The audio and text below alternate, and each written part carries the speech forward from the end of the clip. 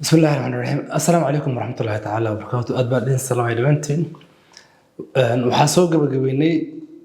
taxanaheeni aan uga soo hadlaynay basic forex oo aan uga soo barnay inta badan waxyaabaha theory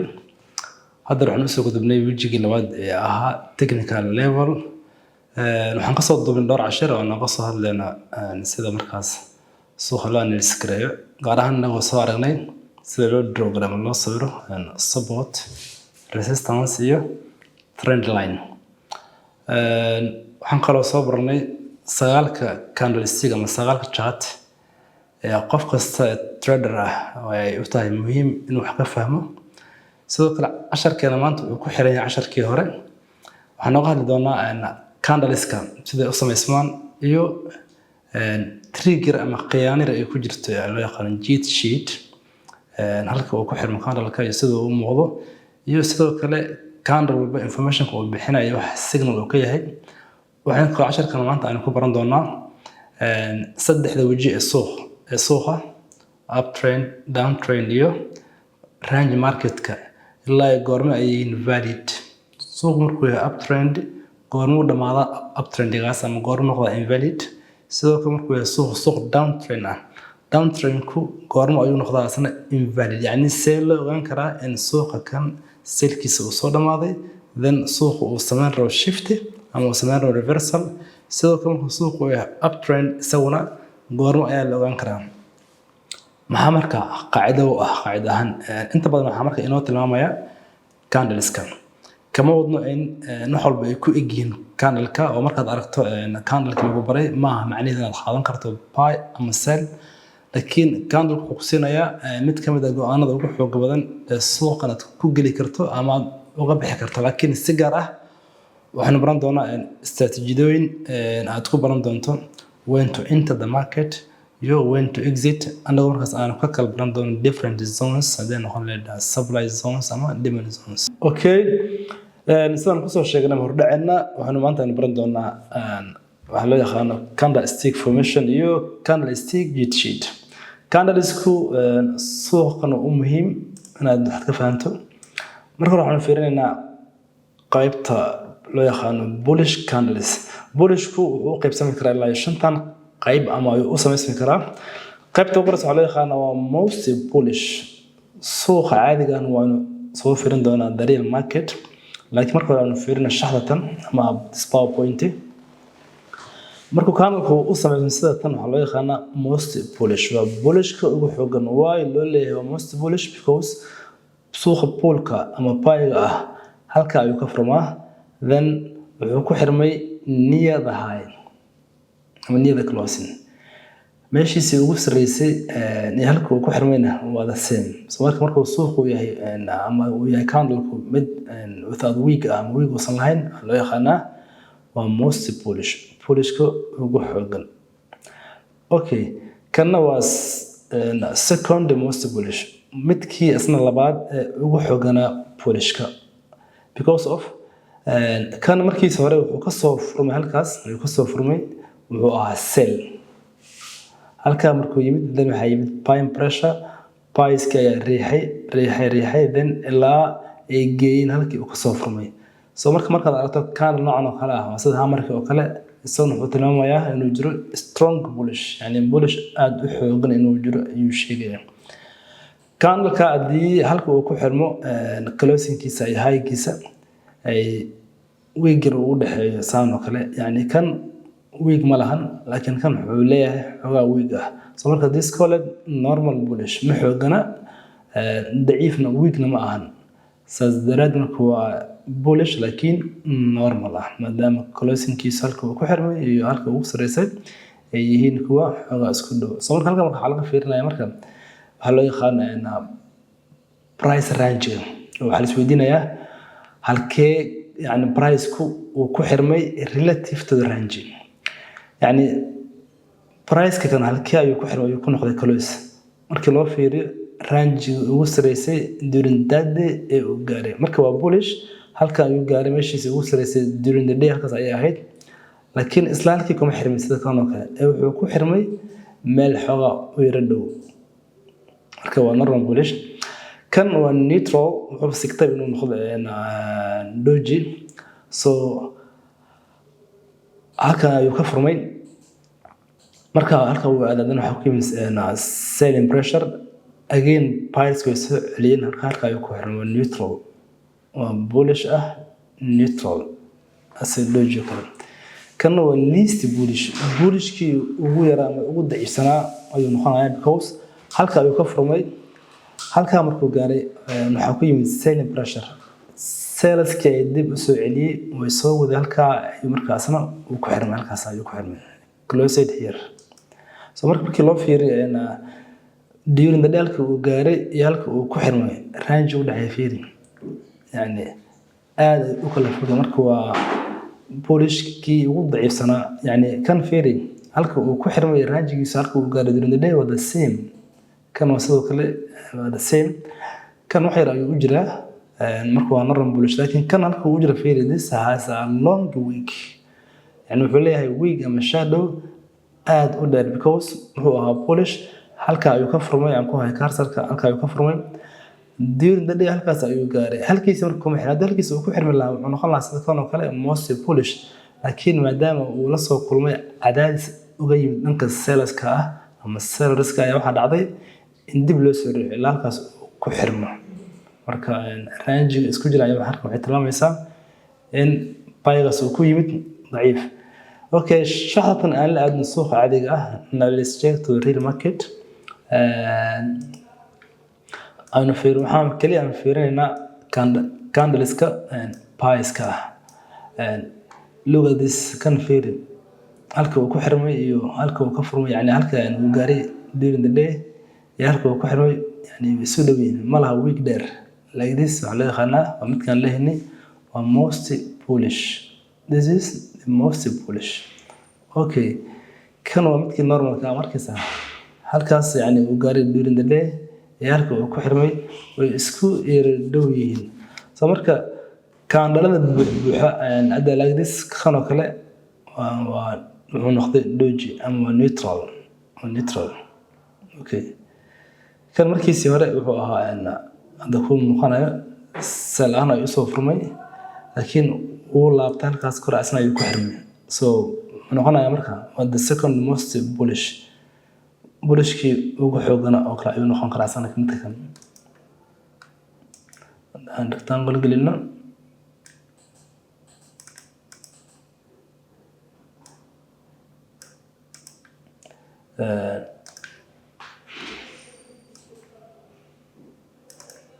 kaasoo the most bullish yani hulkii ugu xoogana ayuu markaa noqonayaa qaybtan labaad waxaan ku baran doonaa bearish candlestick patterns qaybta bearishka ama candleska loo yaqaano sell candles ayaan firin doonaa iyaguna kan ayaa waxa leeyahay waa the most bearishka ugu xoogan ama strong waa kan because of halka ayuu ka soo furmay halka uu ku xirmayna markii loo fiiriyo relative to the range waa isku halkii soo marka waxa dareemaysaa inuu yahay waa momentum of bearish oo sell kan asan maxaa loo yiri waa the second most bullish why loo yiri because of halka uu ka furmay normally sell-ku wuxuu ka soo furmaa openkiisa halkaas kore wuxuuna ku xirmaa xagga hoose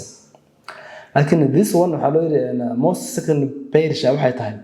wuxuu ka furmaa halka hoose markiisa wuxuu ahaa candle bullish ayuu ahaa halka kore ayuu during the day then the sellers ayaa la soo wareegay control kadib ay u soo celiyeen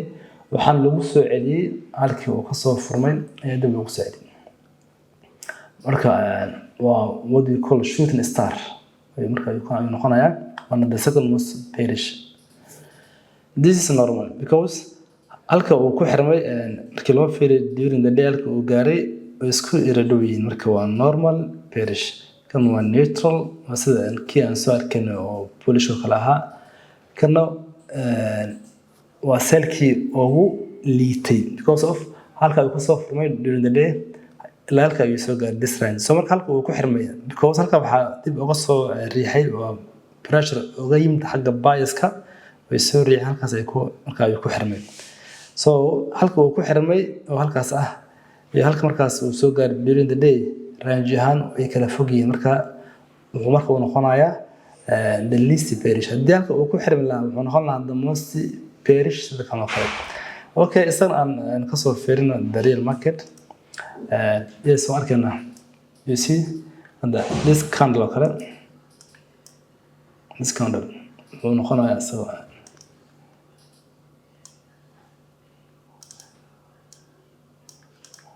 okay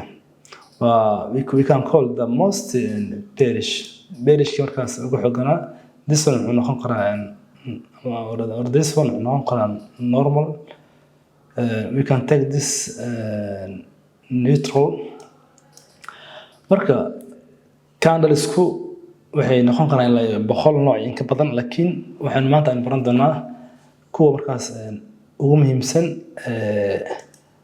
aad u baahan tahay inaad barato si aad u trade garayso okay qaybta saddexaad waxaan soo aragnay bullish iyo bearish waxaan arkaynaa waxa loo yaqaano neutral candlesticks kuwa markaas ah neutralka kan waa doji ama waa neutral waa price kana xoog kuma lahan sales kana xoog kuma lahan marka saan u yahay laakiin wuxuu lahaa volatility aad u sareyso haddii aad aragto balaaska oo gaaban waxay ka dhigan tahay marka in volatility uu ku yaraa laakiin haddii aad aragto long legged doji waxay ka dhigan tahay marka waxaa jiray high volatility dhanka sales iyo price labada marka daasdo aad u arkayso this high swings aad yani kugu muuqanayaan okay sidoo kale waxaa jira doji noocan oo asan loo yaqaano dragonfly-gu wuxuu sheegaa buy because of halkaas ay ku soo furay markiisa wuxuu ahaa sell halka markuu yimid waxa markaa ku dhacay buying pressure suuqii dib baa loo celiyay halkiisii ka furmay dib yani lagu celiyay una ku xirmay markan soo marka the close and the open are same and the high during the day was same soo marka wuxuu muujinayaa this dragonfly waa bullish laakiin weli wuxuu qaybta neutralka ah kana asna waxa loo yaqaanaa gravestone doji this gravestone markiisa hore halkaas hoose ka furmay wuxuu ahaa mid bullish ah during the day halkaas ayuu gaaray then sellers-ka dib ay u soo celiyeen halkan ayuu ku xirmay yani waa cagsi kana wuxuu tilmaamayaa inuu jiro selling pressure kana wuxuu tilmaamayaa inuu jiro buying pressure dash kan ama this negative sign isna waa mid ka mid ah neutral patterns-ka waxaa loo yaqaanaa waa four price waxay leedahay four price doji this four price doji waxaa laga wadaa high-giisa iyo open-ka iyo close-ka iyo low-ga يعني أفرد information أي بحيان كان الاستيجو السوق وحي كتاي هالمل this dash أي مركب بحيان وحي تلمام يسا وهالك وكفرمي هالك وكحرمي هالك وسلسي هالك وسيسي أنت بدل مركب نوع على ما أركو مرة على وركة stocks كوكلا أما سوق إذا with the low volatile كأها أما اللي قلت آتك وغيره وكلا أي مركب وكذا شيء أنت بدل مركب على جيبه inta badan inaan ku arkan suuqa forex-ka ah sometimes way dhici kartaa inaad aragto candle like dad u samaysan kale okay soo marka qaybtan ka soo sheekeynay ahayd xagga neutralka ah waa qana this plus waa neutral caadi ah you see this gravestone arkaysa kan gravestone kan waa dragonfly soo marka intaas marka waxaan ku soo keenaynaa qaybteennii ahayd cheat sheet-kii soo marka hadda marka waxaan aadaynaa inaan fiirino market structure-ka because of markaad barato candleska iyo sida u samaysmaan iyo range-ga isku jiraan waxaa kaloo aad fiirinaysaa inaad aragto structure-ka sidoo kale waxaa kaloo asagana muhiim ah inaad wax ka ogaato candle walba markaad fiirinaysid inaad fiirin kartid candle-ladii markaas ka horeeyay isaga before him sidee buu ahaa marka especially waxaa la fiiriyaa marka uu sameynayo engulfing-ka waxaa la fiiriyaa candle-ka hadda like this kanada fiiri wuxuu sameynayaa waa engulfing this candle waa bearish engulfing so marka waxaan fiirinaynaa kuwii ka horeeyay marka xaalkooda sidee buu ahaa the early one is when I love it you see this engulfing markuu dhacayo kuwii ka horeeyay yani waxay ahaayeen candle aad u yaryar marka kan wuxuu ku siinaa marka market inside in move ka imaanaya in markaas uu noqon karo move xoogan ay markaa ay ku tusinayaan okay you see this one markuu sameeyo engulfing you see this engulfing markuu sameeyo fiiri marka the previous ones sidee bay ahaayeen markii loo compare gareeyo this move markii loo compare gareeyo this engulf markii loo compare gareeyo kuwa isaga ka horreeyay how was sidee bay ahaayeen yani waxay ahaayeen kuwa ka yaryar marka this shows you wuxuu ku tusinaysaa in move-ka soo socda uu noqon doono move markaas aad u fiican ama aad u adag okay you see this one markii loo compare gareeyo kuwa kan sidee buu ka noqon karaa you see this engulfing markii la fiiriyo relative to the early ones marka la fiiriso kuwii ka horreeyay asaga ahaa yani xaggee isku jiraan aad buu ugu weyn Soomaali soo marka kana waa qodob kale oo muhiim markaad fiirinayso engulfing-ka waana la fiirisaa kuwa ku xiga sidee bay ka yihiin because of haddii engulfing-ka xoga uu yar yahay kuwa ku xigana ay weyn yihiin waxay marka u badan doontaa in uusan shaqeynin that engulfing okay now marka aanu fiirino structure-ka market-ka market structure normally waa saddex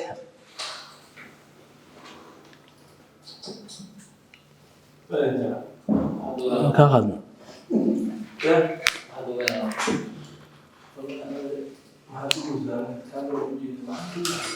oh من قبل استاجل عنده اساس كجر دوله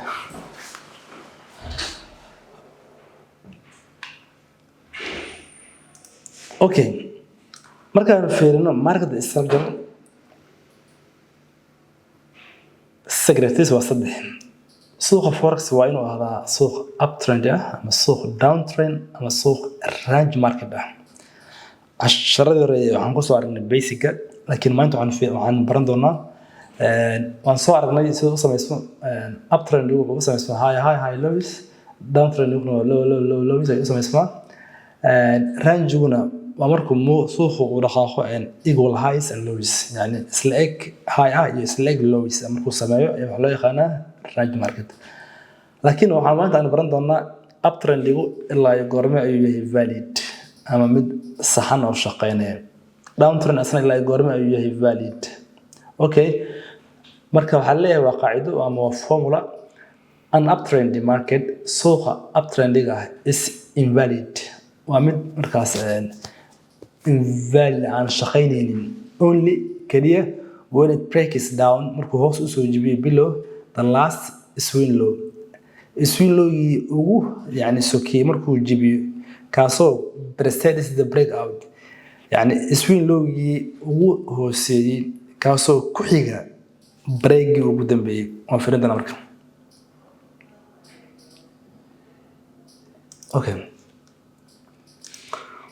okay now let's go to USD chart aan hadina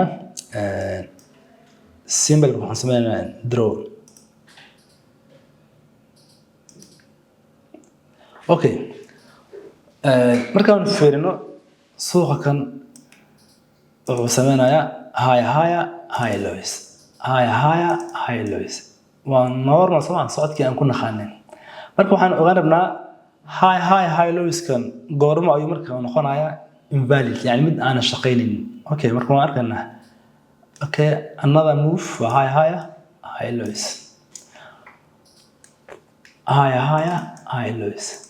why high lows leeyahay because move walba uu ka sii sareeyaa you see this is HH because higher this higher uu ka sii sareeyaa this higher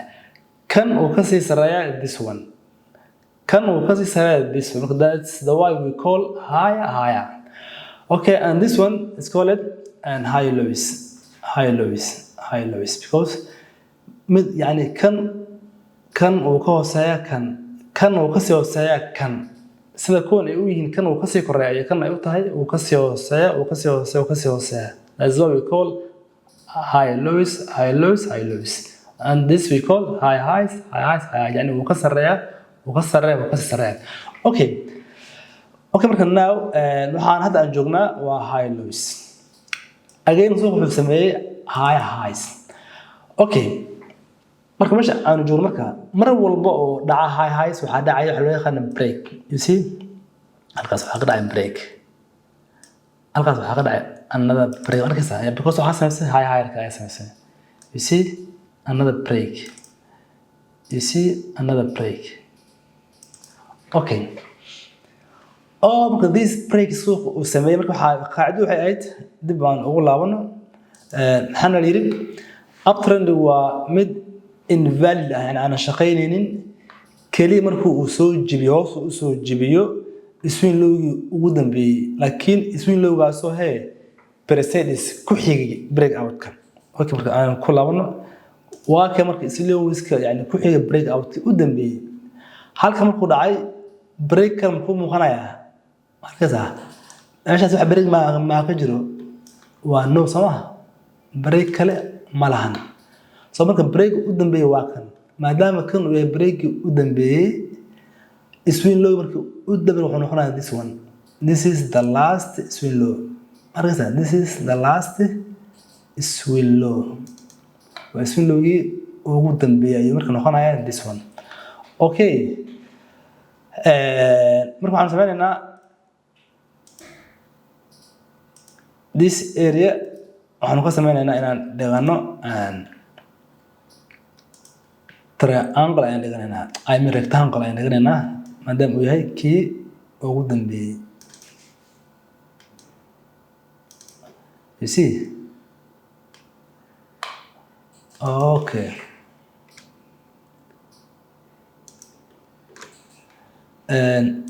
sidoo kale casharkeena waxaan kusoo sheegnay all this was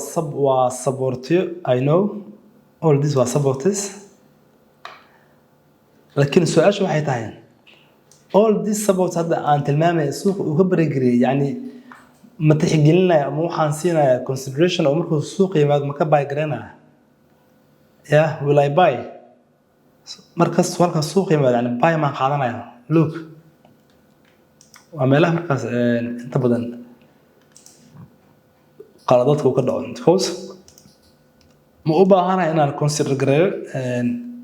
support والبا halkaas yani markuu suuq uu soo gaaro si maadaama kan uu yahay the last markaas all this marka ma tixgelinaya jawaabtu waa maya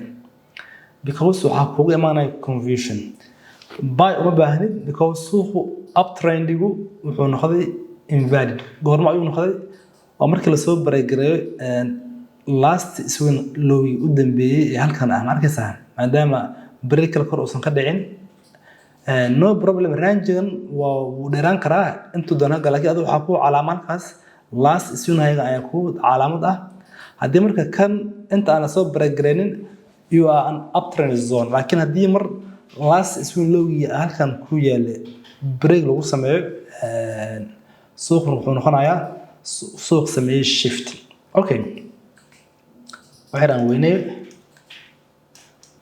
markuu suuq halkaas uu soo gaaray kan iska tirsan ugu sii wareerin delete this and this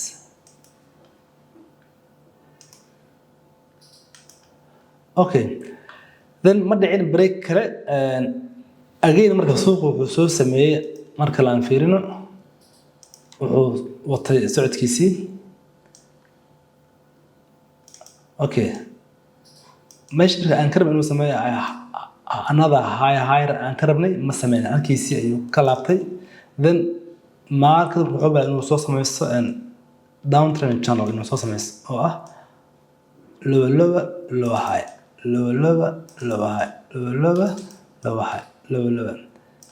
لكن still this low أنا واحد تحقلنا سوق إنه جوا uptrend zone مادام إنه سوجبين last swing lowي okay this time سوق حسوا سميه break okay مركز this break وعلى وكسميه أيركوها كل ماضي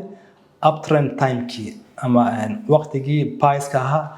وحصل حري this break okay so marka maadaama zoonkan la soo jibiyay uma baahni in halkan aan u tixgeliyo as a buy zone sidoo halkan because wixii marka ka bilowday this break waxa marka aan raadinayaa fursad sell ah waa normal buy no more buy يعني ما jirto buy kale aan u baahanahay oo sii badan because of macluumaadka aan raadinayaa waa sell zone markaas suuqu soo break and then retested ayuu sameeyey then wuxuu markaa suuqi uu sii watay channelkiisii ayuu sii watay so markaa asna wuxuu sameynayaa low ayuu sameynayaa ilaa asna laga soo gaaro last swing high kuugu dambeeyay waa kana markaas this is the last swing high muxuu soo socdaba this is the last swing high markaas suuqu uu sameeyo waa kana waa hiya is the swing high markaas maadaama uu break then asna wuxuu sameeyay shift then markaas wuxuu sameeyay kor ayuu markaas sii aaday markaas markuu halkaas uu break then the market shifted to upward kor ayuu sii marka this is the power of price action marka inaan fiirino halka markaas ama goorta uu yani value ama uu shaqeynaya uptrend iyo downtrend waxay raadin aan ku sameeyo recap uptrend ilaa goor ayuu shaqeynayaa uptrend wuxuu shaqeynayaa high lows ka soo socda last swing high ama break ugu dambeeyay ee la sameeyay swing high ama high lowerkii markaas ku xigay ee preset ku ahaa markaas halkan waxaa ka dhacay break soo marka ma jirin break kale oo sii sameysmay kan markuu soo laabtay suuqa wixii ka dambeeyay marka range ayuu aaday soo marka kan wuxuu ahaa the last swing low suuqa uu sameeyay was this because breakan ayuu ku xigay you see okay halkan markaynu joogno waa la mid asaga markuu yahay downtrend waa saas oo kale asagana waxaa fiirinaysaa the last swing high u dambeeyay markuu suuqa uu break sameynaya shifting okay marka inta hadii aad fahantay waxa marka aadina qaybta kale asan loo yaqaan range market normally waxaan ka soo dhexsaaran karnaa isla halkan we can call this range since we have 1 2 3 saddex tajaan hoos kor xagga ku haysanaa okay halkan saas oo kale 1 2 3 4 okay halkan marka suuqu joogo suuq range yani markasta uu dhaqaaqo halkaas ayuu soo taabanay halkaas yani ma jirto suuqu halka uu break marwan sidoo kale soo marka halka markuu ka break this zone maadaama uu ka break this zone marka range halka ayaa isagana uga baxay suuqa okay ama xaraadin karna another zones waxa aad u haboon inaad ku sawirto range-ga waxa loo yaqaan rectangle tool-ka ayaa ku haboon waxaan leenahay column soo qaadana sarkasan gelina okay normal mar walba waxaad ku adjust garan kartaa meelaha ugu touch-ka badan okay now we have many touches here 1 2 3 4 5 6 7 saas oo kale okay kana saas oo kale waxaad haystaa many touches hada haystaa 1 2 in badan haysta soo marka inta halkan suuq uu ku dhex jiro wuxuu ahaa suuq range yani korna aan aadin hoosna aan aadin wuxuu sameeyay equal move to up ayo equal move to down ayuu sameeyay soo markuu break soo marka range marka uu noqonayo mid in value aan shaqeyn because waxa laga yaabaa dadka qaar inay ku tarad garayaan range market-ka oo marka halkaas uu gaarna resistance zone way soo sell garayaan marka uu gaaro support zone-kana way buy garayaan soo marka like this here buy here sell buy sell here buy here sell buy sell soo marka halkaas uu soo break ma buy garaysa no because uu break marka istiraatiijiyada range market-ku okay soo marka kan wuxuu inoo noqonayaa suuq range market halkan uu ahaa suuq uptrend okay marka halka uu ka sameeyay break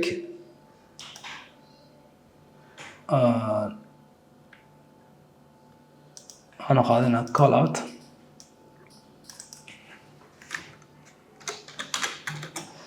على one break if break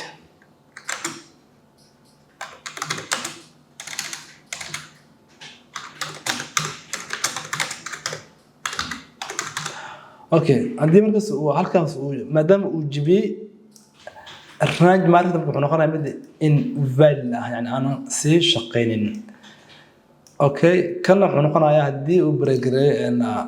last swing high leenahay hadii uu bregareeyo last swing low preceded